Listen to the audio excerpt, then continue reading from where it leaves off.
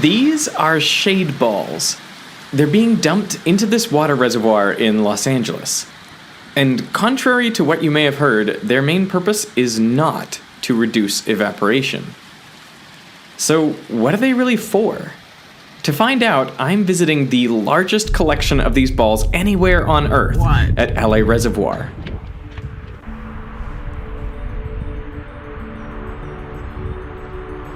$96 million shade balls. That's correct. 96 million. It's very rare for you to see 96 million of anything. Yeah. This is your life vest, which you are required to wear. All right. Throw a leg over and climb on in any way you can. There you go. Looking at this, I had so many questions. Like, why are they black? Are they safe to have in drinking water? How much do they cost? Do they actually reduce evaporation? And what is their real purpose? Is it hard to drive in shade balls? It is very hard. Why is that? These are actually partially filled with water.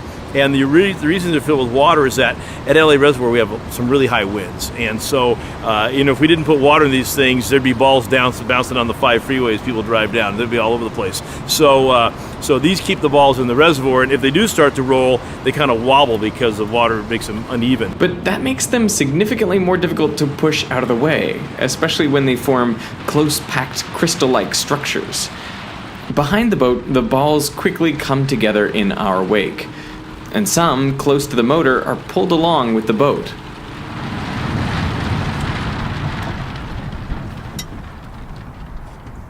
Wow.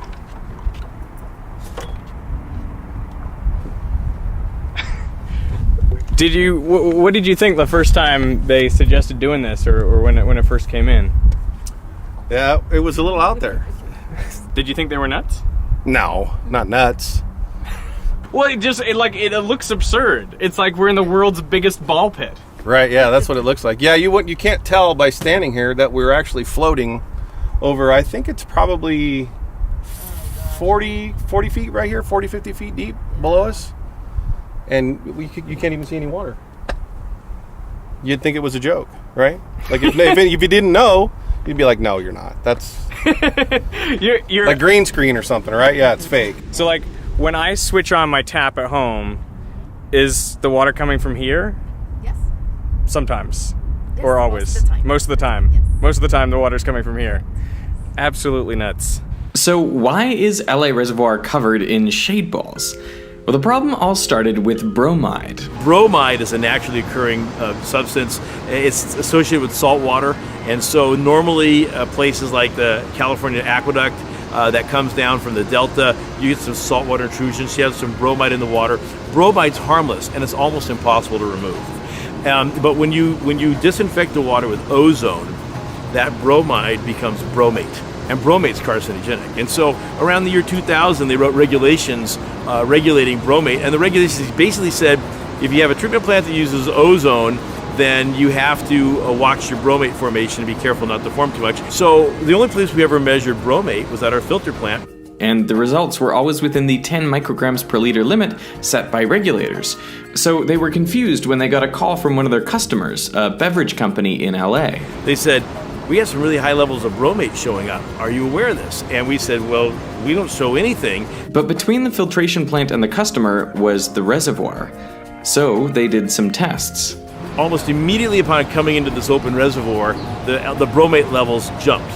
It turned out that bromide with chlorine, which was supposed to be safe, in bright sunlight formed bromate even more than ozone did. And so we made this unfortunate scientific discovery that actually was not part of any regulatory scheme. And so here we are at the reservoir.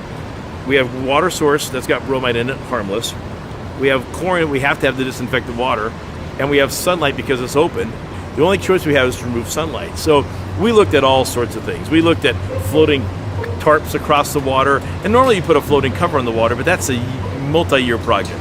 And so we said, well, can we manufacture these kind of trampolines with like PVC pipe? And we said, well, they're just going to become bird perches and we'll have a big water quality problem. And so then we knew we had high-density polyethylene pipe, which is used in the water industry, and we know that it floats. We at one point thought about, can we just float a pile of pipe across the surface? Well, that's hard to do and very expensive because it's a lot of material. So maybe we could take some pipe and run it through a chipper, and we can make a debris field across the surface, like the back corner of a lake somewhere. But then they'd have all this mushy, warm water with plastic floating on the top. That sounds like a petri dish. And so lo and behold, Dr. Brian White did some research, and he found the shade ball. Except they weren't called shade balls at the time. This product existed, and they were called bird balls.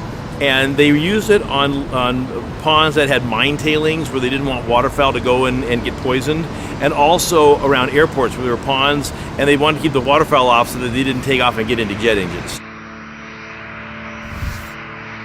You know, they'd actually done wind tunnel testing and they had, blew 50, 60 mile an hour winds across to see how they'd behave. But they were really made to deter birds and wildlife from sitting on the water. Did there used to be birds landing here more? Absolutely. Yeah? Yes, yeah. Once we deployed these balls, all the birds were gone. They used to just hang out, right? Loiter at the curbs. Yeah, they'd be all over the You'd see top of the dam. bird droppings. They'd be everywhere. down at the outlet tower. They'd be everywhere, but we don't get them anymore like we used to. But before being added to the reservoir, the shade balls had to be tested. Would they actually reduce the formation of bromate? And we bought 3 kiddie pools, 3 little inflatable kiddie pools. And we filled them all with the reservoir water. One was in the sunlight, one we put a tarp on, one we put shade balls on. And amazingly, the shade balls knocked out the problem immediately. So the reason shade balls are black is to block all light from reaching the water and triggering the bromate reaction. The black pigment is also safe for contact with drinking water, and it's stable even exposed to the elements for years. They're black for a reason. So, they're made out of high-density polyethylene. It's the same material that like a gallon milk jug is made out of. It's a food-grade plastic, and they would be clear like a milk carton, except that they wouldn't last in the sun. And so they have a material called carbon black in them, and that's what makes the plastic last for at least 10 years out in the sun. We did test to see if there's any other colors we could use. So we actually had the company make 3 different shades of blue, but the dyes were so unstable, they said, we can't guarantee it's going to last more than a year. And so it's that carbon black, that's the magic powder in this, that really makes this product last in the sunlight. One of the concerns that people raised to me when we first put these on was that, are they going to get hot and then leach material out? And they don't. They're totally inert. I mean, theoretically, you could cut off a piece of this ball and you could chew it, no harm comes to you. This is totally food grade, nothing wrong with it whatsoever. What's it like driving through these things?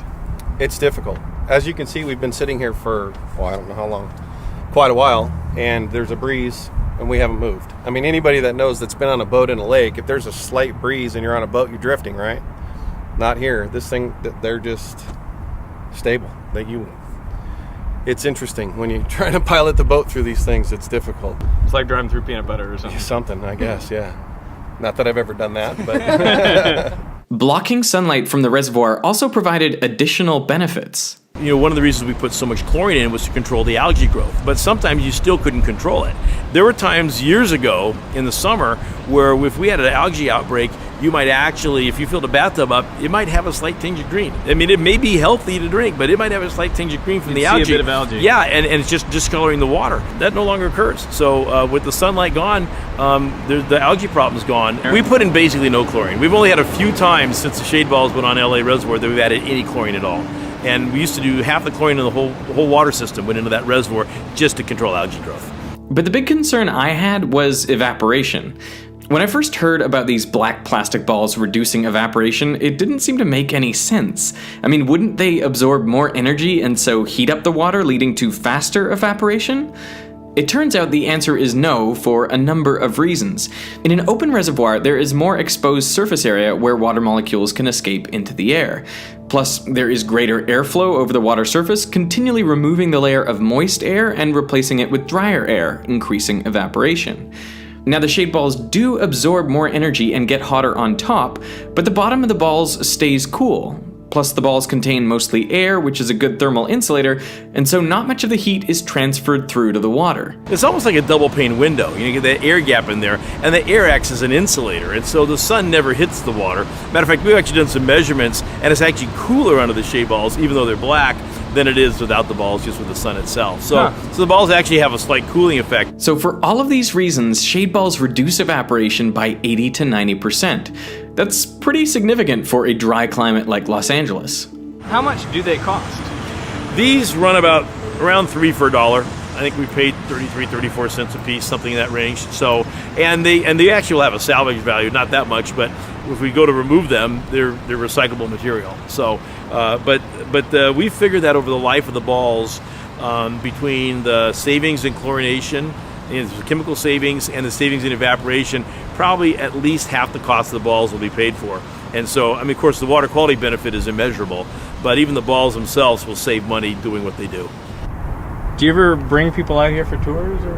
You're the first one. Why am I the first one to get to go on a tour here? To get this level of detail tour, yes. This is so cool. I've heard something about hexagonal balls. Have you heard anything about hexagonal balls? Oh my gosh. So we had the shade balls, and of course, everyone in the world came up with another product. I have ones, I call it the ravioli, it's a small hex. We had large hexes, we had all sorts of pieces. And people say, well, they lock together. But the problem is they need to not stack up, and they need to not sit on the bank of the reservoir. The reservoir is going to go up and down. And so it was really the shape of the ball that makes them not perch on the side, because we need to make sure that these, when the water goes up and down, that they spread up, or they spread out completely to cover the water as best possible. I mean, I just can't get over what I'm seeing. It's just so nuts. I'm waiting for you to say it looks like a pool of boba. I feel like that's the line that'll go in, but you got it. Like that's awesome. Do you like boba? I love boba. I might get some after this.